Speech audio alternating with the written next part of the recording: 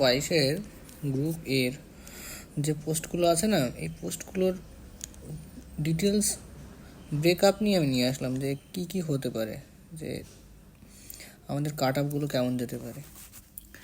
এটা শুধুমাত্র যারা গ্রুপ এতে এক্সাম দিয়েছো তাদের জন্যই বলছি। দেখ, এখানে আমি পোস্টগুলো টোটাল দেখা যাচ্ছে যে গ্রুপ এতে 153টা পোস্ট আর গ্রুপ বিতে 8টা, টোটাল মিলিয়ে 161 পোস্ট। টোটাল ডাক পেয়েছে 519 জন।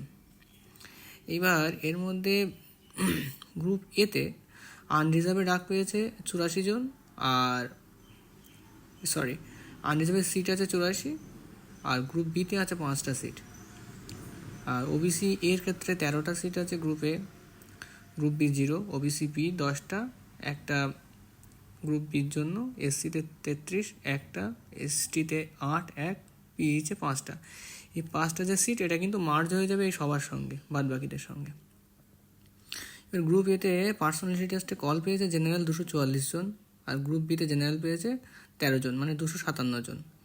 মোট গ্রুপ এ আর বি মিলিয়ে কল 161 রেশিওতে। আর ওবিসি বির ক্ষেত্রে সে একই 65 প্লাস 2 67। ওবিসি বির ক্ষেত্রে 60 4 64, এসসির ক্ষেত্রে 105 3 108, এসটির ক্ষেত্রে 24 21 আর 3। আর পিএইচ তো গ্রুপ বিতে যাবে না। এইবার দেখো, আমি যদি জেনারেল কনসিডারেশন করি যে 257 জন আনরিজার্ভ আছে, এবং এই যে টোটাল ক্যান্ডিডেট তার মধ্যে থেকে আরও ধরে নিলাম ওবিসি থেকে 7 জন জেনারেলের দিকে আসলো, ওবিসি বির থেকে আরও 7 জন জেনারেলের দিকে আসলো, কারণ তাদের নাম্বারটা অনেকটাই বেশি, তারা জেনারেলের দিকে যাচ্ছে। আর এসসি থেকে ধরে নিলাম 3 জনের নাম্বার খুব ভালো আছে, তারা এই জেনারেলের মধ্যেই কম্পিটিশান করতে যাচ্ছে। তাহলে দেখা যাচ্ছে 274 জন একটা মোট প্রতিদ্বন্দ্বী আছে জেনারেলের ক্ষেত্রে। সেক্ষেত্রে সিট বা ভ্যাকেন্সি অনুযায়ী জেনারেলে কিন্তু কম্পিটিশান 3.1:1 এই রেশিওতে কম্পিটিশান আসছে।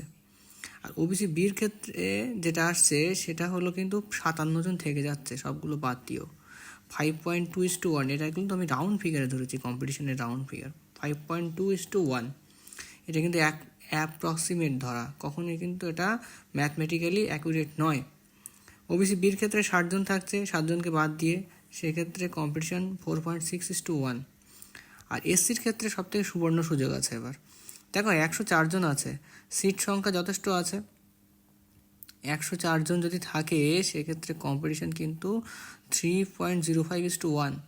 তো এই রেশিওতে থাকে এসসিদের এবার কিন্তু প্রচুর সুযোগ, মানে প্রত্যেক 3 জন একজন কিন্তু একটা সিট নিয়ে বেরিয়ে যাবে। আর এসটিদের ক্ষেত্রে তো আরও সুযোগ আছে, 2.6:1। এইবার সেই রেশিওতে মোটামুটি অ্যাপ্রক্সিমেটলি যদি আমি যাই, ফাইনাল কাট অফ কেমন হতে পারে। দেখো, এক্সপেক্টেড কাট অফ আমি ধরে নিয়েছি গ্রুপ এর ক্ষেত্রে। জেনারেলে যদি ধরা হয় যে 885 না, ওটা 886 ধরলাম, প্লাস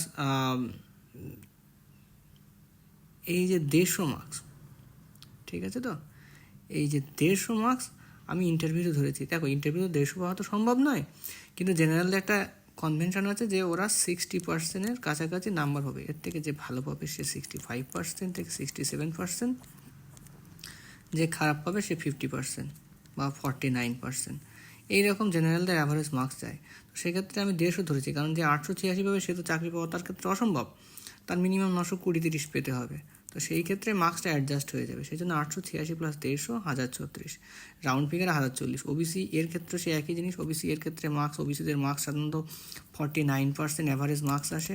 এবার সেক্ষেত্রে ভালো হলে 55% যায়, খারাপ হলে 40%-এ মার্কস নেমে আসে। ওবিসি বির ক্ষেত্রেও সেম। ওবিসি বির ক্ষেত্রে দেখো, যেহেতু রেশিওটা বেশি এবং এক্ষেত্রে তোমার কম্পিটিশান তো ওবিসি বির ক্ষেত্রে অনেকটাই বেশি, সেই জন্য মার্কসটা 1024 কি হাইক করতে পারে, 1025 গেলেও অবাক হব না।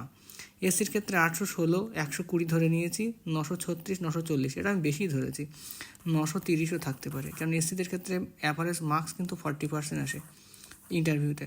ভালো হলে 45% বা 46%, এক্সেপশনাল কেস বাদ দাও। খারাপ হলে কিন্তু 36% 35%ও নেমে আসে নাম্বার। আর এসটিদের ক্ষেত্রে নাম্বার সাধারণত 35 থেকে 40%, এটা ইন্টারভিউতে নাম্বার দেওয়া হয়। সেক্ষেত্রে আমি 752 প্লাস 120 872 ধরে নিয়েছি, 875 কাট অফ।